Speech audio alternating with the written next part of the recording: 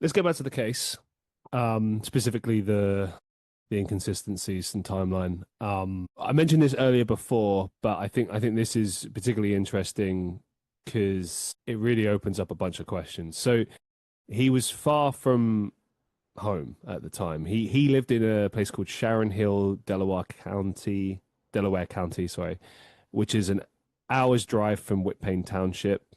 And to the best of anyone's knowledge, he had no known connections in the Blue Belt area, which is the area that he died. His friends and family also attested that he'd never mentioned this park or Whitpain Township before. And I sort of covered this a bit before, but it's a bit weird that he would travel so far at night to this random park where he had no ties. Also, I read this further down, like he was last seen by his family the night before at around 11:40 p.m.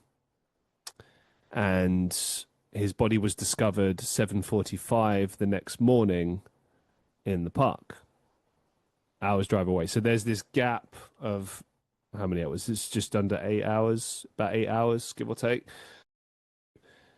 It's quite a small window right there of like, where was he, what happened, what can you say, what can you speak to that, this kind of weird time gap, him being miles away, not having any connections to this area? Again, going back to the facts and the data, you do a satellite image of Wentz Run Park in the Whitpain Township building, which is all one complex. You see where his body was found and where the police station is. You zoom out. There's no highways near here. To get to Wentz Run Park, you really have to go out of your way. It's not normally a place. It's just an odd.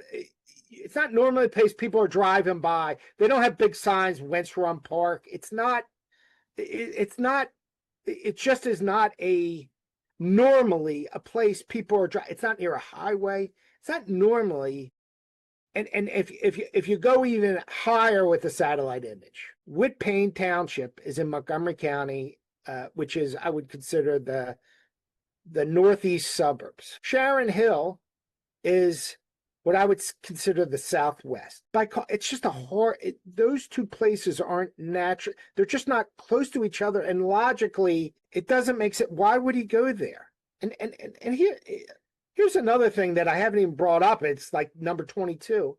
Why wasn't his cell phone pinged? This is a murder investigation. There's no evidence. Hold on. They don't consider it to be, the officials, right? They've said it's a suicide, right. So they're not looking at these things. Where's the cell phone data? You'd still look into it, yeah, wouldn't you? Try to gain an understanding. Trust me. I would assume if you're one of there's only 3 of them left. So I'm assuming if you go to AT&T, Verizon, it would be pretty easy to find out who his provider was. To get that cell phone data would be relatively easy if you're investigating murder-suicide. Was his phone or wallet ever recovered anywhere? I do not know. None of that information's been released. Interesting. So there's a lot of information that's being withheld at this point. Yeah, shockingly. Well, that in of itself is pretty suspicious.